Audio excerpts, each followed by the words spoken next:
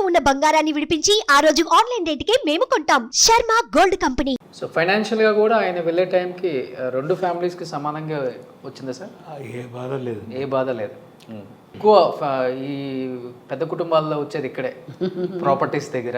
దీంట్లో ఏమంటే my mother side వాళ్ళు they were well to do. దాంట్లో మా నాన్న చేశాడు.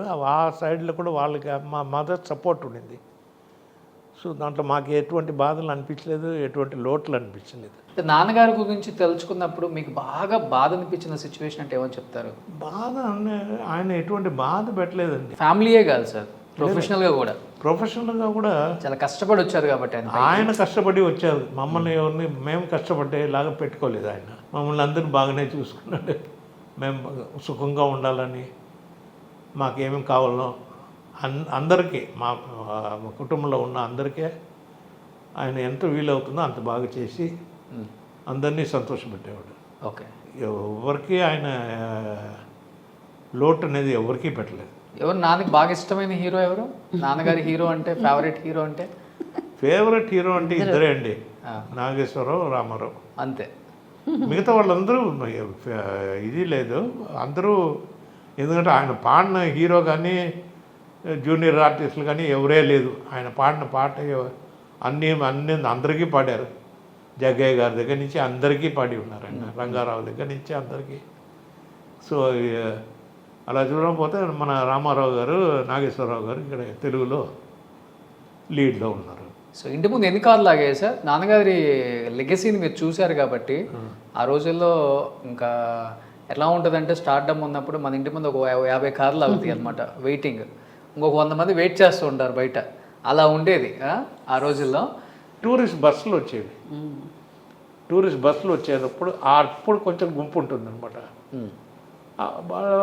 అది ఎప్పుడు డాడీ చెప్పారు, వాళ్ళు వచ్చారంటే వచ్చేసి చూసేసి వెళ్ళి నేను ఇంట్లో ఉన్నానంటే నన్ను పిలవండి, లేదంటే లేదు ఆయన రికార్డింగ్కి వెళ్ళిపోయాడు అన్నారని చెప్పాను ముందుగానే. వచ్చి వెయిట్ చేయకూడదు ఎవరు. ఒక హీరోకి ఉన్న ఇమేజ్ ఉండేది.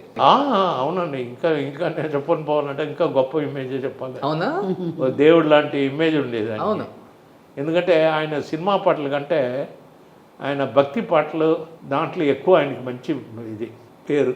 అప్పుడు ఇంకెవరు లేరు మెయిల్ సింగర్స్ పెద్దగా ఆయనకి ఈక్వల్గా. జస్ట్ కమింగ్ అప్ అంతే. తర్వాత వచ్చింది ఎవరమ్మా మీకు గుర్తుందా? బాలు గారు. అంతే.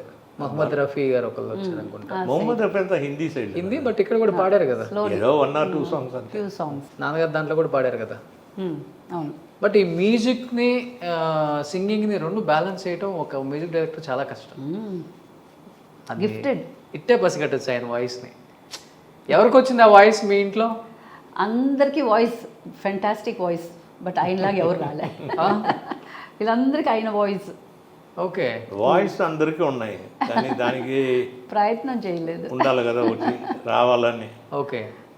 అది ఎవరికి రాలే.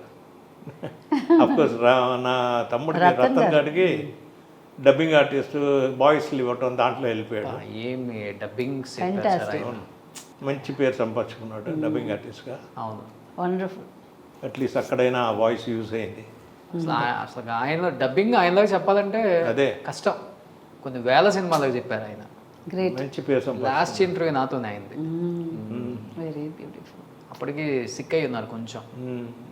బట్ మీరు ఇది కాక ఇంకా వేరే ఏం లేదు, ఇంకా సింగింగ్ కానీ పాట పాడి డాన్స్ తీయాలా అలాగ పాట పాడతాను అన్నమాట. ప్రొఫెషనల్గా లేదు. ప్రొఫెషనల్ ఓన్లీ టీచింగ్లోనే వాళ్ళు పాట పాడుతూనే టీచ్ చేయాలి కదా. అవును. అది అలా అలవాటైపోతుంది అనమాట. ఓకే. ప్రాక్టీస్ అయిపోతుంది. సార్ అప్పుడున్న హీరోలు ఎవరు మీతో బాగుంటారు సార్? చాలా ఫ్రెండ్లీగా. ఘంటసాల గారు అబ్బాయి.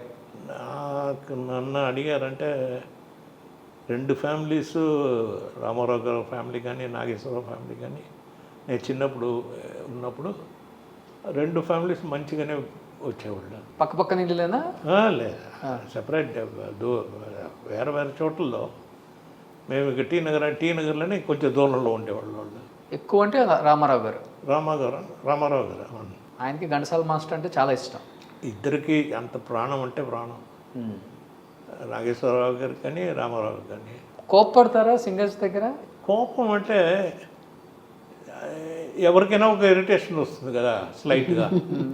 ఆయన ఎవరిని తిట్టింది లేదని ఎరా నాయనా అంటాడు, అది కూడా లౌడ్గా.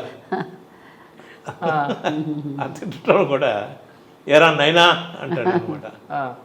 అట్లనే వెంటనే అందరికి అండర్స్టాండ్ అయిపోయినావో నా అయ్యగారికి కోపం వచ్చింది, తప్పైంది వాళ్ళే మళ్ళీ దిద్దుకుంటారు అనమాట. ఓకే. సుమన్ టీవీలో మీ పర్సనల్ అండ్ బిజినెస్ ప్రమోషన్స్ కోసం కింది నెంబర్కి కాంటాక్ట్ చేయండి.